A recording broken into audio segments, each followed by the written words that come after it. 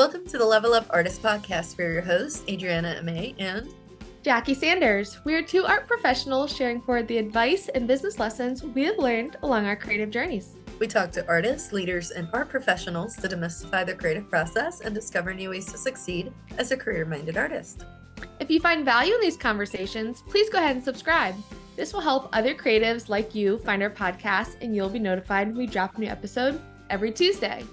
On today's episode, we are so excited to talk about something that we have also been asked about a lot, and that is what types of careers can you have as an artist or as a creative person? Because many times we talk to people who visit our studios or who listen to this podcast and message us on Instagram, and they always ask, okay, I'm creative, but I don't know what to do with it. Or they're a parent trying to guide their child in the right, what they consider the quote unquote right direction, but they think that there are only like 3 art jobs out there, right? That's the perception sometimes that we can get. But that honestly couldn't be further from the truth. Almost all industries are looking for creative minds to bring onto their team. And simply from an art industry standpoint, there are so many moving parts and jobs that need people in our industry that we don't really think about all the time. Yeah, there's definitely a lot of art jobs we don't think about. And if anybody's worried about the robots taking over, if you think about it, art jobs is something that technology still can't replace, at least most of these. So today we're going to go over a handful of them to hopefully spark some ideas, get those wheels turning as you're kind of thinking about whether it's in your current career or it's an additional income stream or area of art you're looking into, or you're looking to make a giant switch, right? Whether you're looking into doing art in school, or your end goal is just to look for a safe, stable career of some sort, but also still want to have like some creativity going. This is what this episode is going to be all about. So we do want to share and say, obviously, these are all going to be very different from each other in many different ways, including and things for you to think about when you're considering some of the ones we're mentioning is who initiates the project, like is it coming from you or a boss, right? Who has creative control in terms of the input ideas, maybe even, like a veto over what you've created. Who has ownership of the work, like are you making it for a salary and that's it doesn't belong to you? Timelines and scales of projects involved, what's that pricing structure like, how are you getting paid with this, and then also available career opportunities for career growth. So depending which one you're going after, they could look a lot different. So these are some of the things to keep in mind as we go through the list. But let's go ahead and just dive into the list. The first handful are going to be ones that we may consider as more of the traditional art world, the ones that are most obvious. So the first being an artist. This could be painter, sculptor, illustrator, photographer, printmaker. The list goes on and on of the types of mediums that we as artists can work in. But being an entrepreneur artist where you sell work to make money is the first and maybe obvious one that people think about. Yep. And same on that category, adding real quick. It could be whether you sell it directly or you use a third party to sell it, but essentially you are selling. Speaking of selling, another one is where you are also selling services, not just the output or the product you're creating. So here we think of the freelancers. You could be a freelance illustrator, graphic designer, photographer, YouTuber, streamer, social media, etc. But you're offering services for somebody else. Yeah. And then the last in that more traditional art world is not making the work itself or necessarily offering a deliverable service, but being part of where the sausage is made, so to speak, in terms of showcasing all of these amazing artists. So working in an art gallery or an art museum. So this includes you having a gallery manager, a museum director, a registrar, which takes care of all of the private collections of a gallery or museum, an exhibition designer, a conservator, archivist, a curator, all of those different hats, depending on the scale of the institution, also maybe multiple hats for one person, but having all of those talents to showcase the amazing work of the talented artists. Yep. Another area that we want to dive into is the world of art administrators, right? So, especially for those of you with a business degree, this can come in really handy, or you have an art management degree of some sort. Here's where we think of the art dealers, there's auctioneers, there's art consultants, there's art marketing managers, and of course, you have the art sales rep as well. And these folks can work in all kinds of places, including some of the ones we mentioned. So they could also work in a gallery, they can also work in a museum, or they could work independently. Mm-hmm. Then there's also the more niche type of curator, whether specifically for museums, galleries, exhibitions, being a curator of a collection or a curator of a specific time period of work. Being a curator then allows you to really go into a specific type of work, but again, you're on the art admin side, so behind the curtains of it. Yeah. Another one are the educators, which I think this is another one of the ones that easily comes to mind when people go, what are you supposed to do with an art degree? So here we could have like school art teacher. You could have them also at the college university level, so the art professors. You can have art education coordinators, art workshop instructors. That's us too. We've done that. Teaching individual workshops as art entrepreneurs. We do that as well. So it's basically taking some of that knowledge and imparting it, to other folks, of course, but you still get paid, which is great. Yep. Another way that people help spread the knowledge of art in the art world is by being an art historian. So if you maybe don't have the technical skill to want to share as an art educator, you can still research art throughout history. So being an art historian, an art critic of contemporary work, an art researcher, all ways in which you kind of do the deep dive in the library and the research and then help spread that and recontextualize it for the modern world. Absolutely. And then you also have the folks that are into the writing. So you have art journalists, art bloggers, folks that run an art column.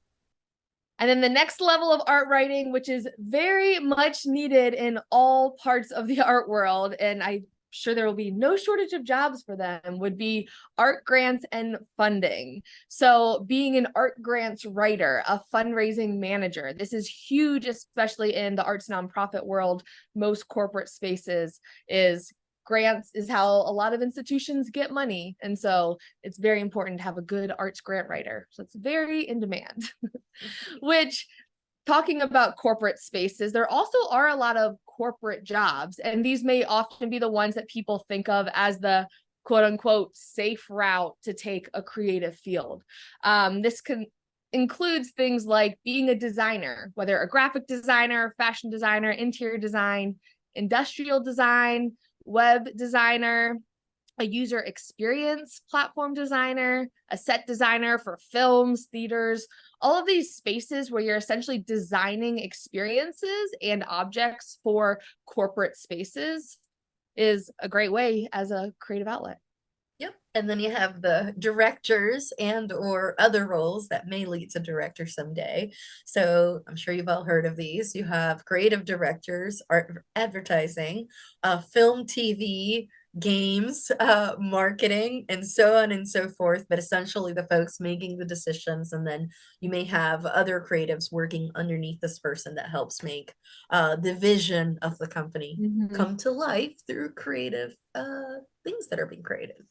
Yeah, casting the vision for a team is definitely a huge skill set in corporate America. And oftentimes our ability as artists to create something in our brain that isn't physically there is something that we often take it for granted as artists. When other people are like, how did you do that? You're like, just one of my skills as an artist. Which part of that is also includes art tech related jobs. So being a 3D modeler, being an animator, things like Pixar, animated movies, video game design, visual effects artists. All of these are things that essentially create the digital world that need artists to render them, design them, and bring them to life. Yeah, and don't forget in there we have also like some of the virtual worlds that are not going anywhere. Oh yeah. For those of you using different kinds of headsets and things, not going anywhere. That we still need people for that. Other art industries that came up during our research include art therapists. So there's art therapists and expressive arts therapists, and I'm sure there's other sorts, depending on what the title or official nomenclature is of the position, is whether or not you have to take training or not. We'll throw this out there and basically say if you don't have therapist training, you could say things like art as therapy. We can't call yourself art therapist. So we might be our own art therapist, but you may not be able to provide art therapy services without the proper education and certifications, depending on what state and country you're in. There Yeah, we go. Disclaimer. definitely a good disclaimer for that. That is a fine distinction for sure. Another industry that people may not think about all the time as an obvious choice would be art production. So this includes things like a production designer, things like film, TV, the costume designer on a film or in the theater, the props. Every theater production, every movie, every TV show, there's a prop master who's in charge of bringing this thing to life, as well as makeup artists, which if anyone's been on YouTube, you see the amazingly talented makeup artists that some people have, and it's definitely a well-desired field. Yep. And then some of these other careers that we were looking into might be a little bit farther out from what you may think about in terms of art, but there's still definitely a relationship in there. So some of the ones that came up are folks that either manage or coordinate art licensing deals. This could be for books, this could be for movies, this could be for all kinds of film productions. This could be for having patterns of your artwork on a fabric for a name brand somewhere. So those folks are dealing with licensing, and basically they reproduce the thing and you get a cut out of that. So another group is art conservation and restoration. Now this one will require extensive science education.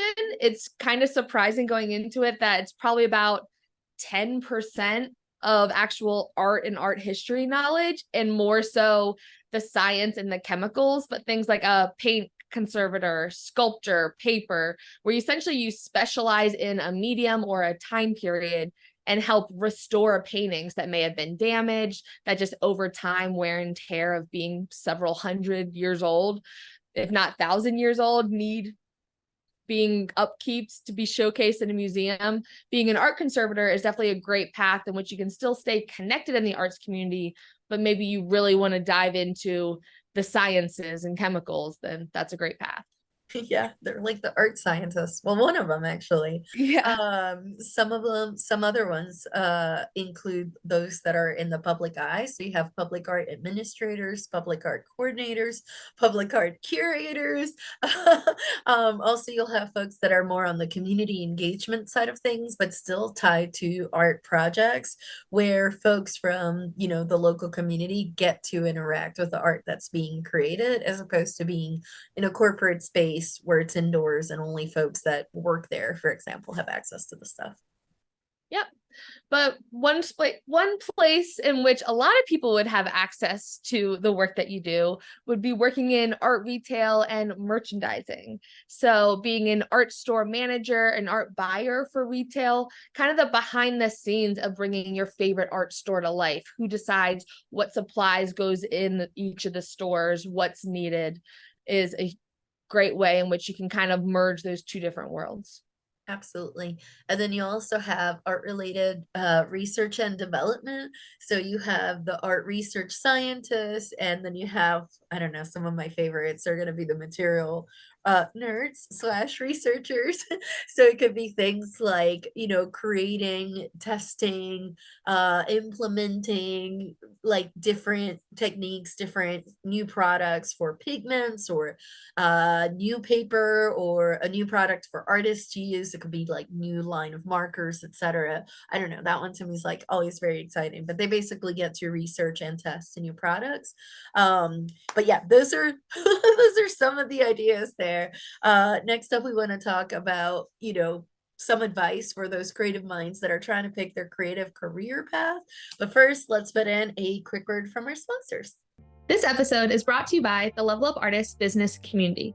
This ever-evolving membership values community over competition and growing connections with fellow creatives who share the same goals and challenges as you. Life as a modern artist can be both exciting and overwhelming. Art school or self taught, emerging or seasoned professional, there's a lot of information out there, but what do working artists actually need? Other industries have continuing education programs for their professionals to sharpen up their skills and stay up to date with the systems, technology, and tools needed to succeed. And we believe that artists should too. We've spent countless hours of trial and error weeding through tons of information to find the gold and creating sustainable systems that actually work so you don't have to waste your time going down endless rabbit holes. We are passionate about exchanging ideas and sharing resources with fellow career-minded artists about the business side of art. From artist documents and exhibition prep to templates and tools to help you work faster and smarter, our course modules cover everything from social media to technology and sustainable studio practices too. Ready to get started? Head on over to levelupartisthub.com to learn more, get immediate access, and level up your creative career today. Welcome back, everybody. So some of the advice that we've kind of put together for you guys includes it's important to know that you can definitely start in one of these fields, creative or not, and more often than not, the skills you're learning are transferable to other jobs, also creative or not. And for those of you that are self-employed, it's not uncommon to have one or two or more of these at the same time. So where I'm coming with this, and if you've heard our podcast before, you've heard this with some of our interviewees. We'll have folks that are graphic designers as their 9 to 5, but then they also paint on the side, or they do one of them, Nino, for example, like he does user experience, like he's working like on the digital realm and kind of like how apps and different things appear, but then he also paints on the side and so on and so forth. We have gallery owners that are also sculptors, you name it. We have a little bit of everything, but it's not uncommon to have more than one and or to switch from one or the other. We've also had folks that were retail managers, like they worked for clothing stores and now they run galleries. Like, what? Yeah. Like you can definitely jump from one to the other, and a lot of those skills you're building in one side carries to the other or to various if you have several different income streams going on at the same time. Yeah, my advice would definitely be kind of similar. It's a different conversation if you're a young artist who's maybe looking to go the more academia route, if you're looking to get a college degree and you're trying to decide which one should you pick. Because of the way the academia system is set up, you have to pick one track. But my advice definitely would be, yeah, focus less on the job itself and more on the skills that you're adding to your tool belt. And that can be both in the classroom, it can be in your job, but also in those groups that you're doing outside of the classroom. So whether it's clubs, whether it's internships, and as Adriana, you were saying, whether it's your day job and then maybe there's a weekly group that you meet up with every Tuesday that you put together community exhibitions, or you volunteer at this place, really focusing less on the job title itself and more on what skills and communication skills and physical skills or whatever education do you want to learn through this experience. Especially if you have one career goal that feels like a big reach. My advice would be to, let's say you want to be like a curator of a museum one day. Truly go onto LinkedIn, go onto a job listing website somewhere to find the requirements that right now, anyone looking for a curator, what are they looking for? And then any of those bullet points that they have listed that you don't have any experience in, that becomes your checklist of, oh, I want to have an internship that focuses on research, because you have to be heavy in research for that curator role. Really just reverse engineering what you want your future job to be.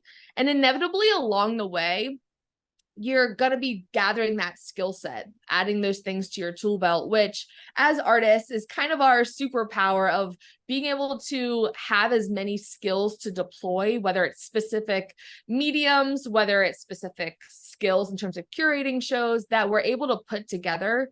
And then you never know which ones are going to help down the line. So absolutely. And I also want to kind of put a pin on something that you said that I think is really, really important. What Jackie said, make sure it's a modern one, like an open listing.